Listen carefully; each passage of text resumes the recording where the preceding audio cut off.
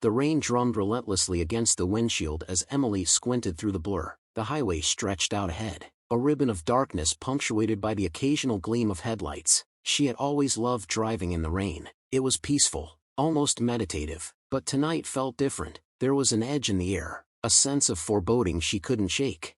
She glanced at the clock on the dashboard. 11:47 p.m. She was supposed to reach her aunt's house by midnight, but the storm had slowed her down. Her phone buzzed, and she saw a message from her aunt, *drive safe. Dear, the weather is awful tonight. Emily typed a quick response, her eyes flicking back to the road just in time to see a figure darting across. She slammed on the brakes, heart pounding, as the car skidded to a halt. She looked around but saw no one. Taking a deep breath, she decided it must have been her imagination, a trick of the rain and shadows. She resumed driving, but the unease lingered. As she passed a dilapidated gas station, she spotted a lone hitchhiker standing in the downpour, drenched and shivering. Against her better judgment, she pulled over. The hitchhiker approached, a young man with hollow eyes and a gaunt face. "Need a ride?" she asked, her voice barely audible over the rain. "Thank you," he said, his voice gravelly. "I've been out here for hours."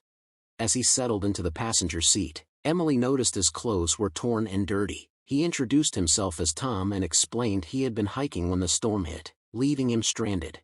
They drove in silence for a while, the only sound the rhythmic slap of the windshield wipers. Emily tried to make small talk, but Tom's responses were curt and distant. Her initial sympathy for him began to wane, replaced by a growing sense of unease.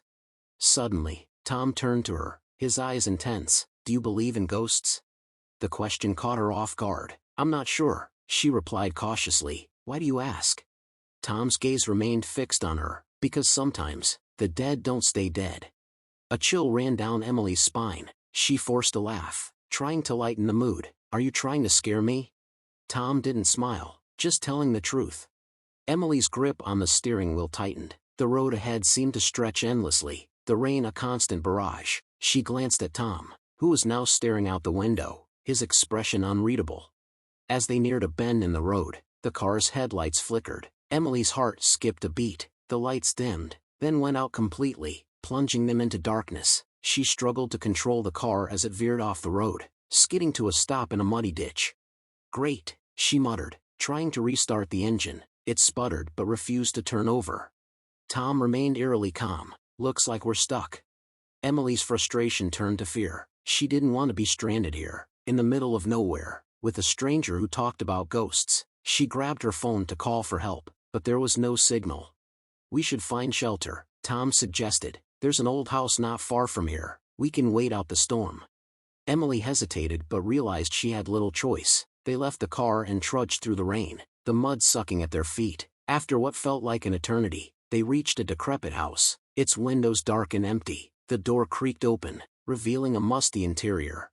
Tom lit a match, illuminating the space with a flickering glow. The house smelled of decay and abandonment. As they explored, Emily couldn't shake the feeling of being watched. Shadows danced on the walls, and the wind howled through the broken windows. They settled in a small room, the matchlight casting eerie shapes. Tom began to tell stories, his voice low and hypnotic. He spoke of lost souls and restless spirits, of places where the veil between the living and the dead was thin. Emily listened, drawn in despite her fear. Suddenly, there was a loud bang from upstairs. Emily jumped, her heart racing. Tom's expression remained calm, almost amused. "Probably just the wind," he said, but Emily wasn't convinced. She decided to investigate, needing to prove to herself that it was nothing. She climbed the creaky stairs, each step echoing in the silence. At the top, she found a long hallway with several doors. One of them was ajar, a faint light seeping through the crack. She pushed the door open, revealing a room lit by a single candle. In the center stood a figure, its back to her. It turned slowly, and Emily gasped. It was a woman, her face pale and eyes hollow, much like Tom's. She opened her mouth to speak, but no sound came out. Emily stumbled back, her mind reeling. She fled down the stairs, only to find the room empty. Tom was gone. Panic set in as she realized she was alone in the haunted house. She ran outside, desperate to get back to her car. As she neared the road, she saw a figure standing by the car. It was Tom, but something was wrong. His form wavered, almost translucent. "Thank you for the ride," he said, his voice echoing strangely. But you need to leave now. Emily didn't need to be told twice. She scrambled into the car, the engine miraculously starting on the first try. She sped down the road, not daring to look back. When she finally reached her aunt's house, she was soaked and trembling. She tried to explain what had happened, but the words failed her. All she knew was that she had escaped something terrible that night. Years later, she would hear stories about the haunted road and the ghostly hitchhiker who warned travelers of the dangers ahead. She never drove that way again, but she never forgot the night she gave a ride to the dead.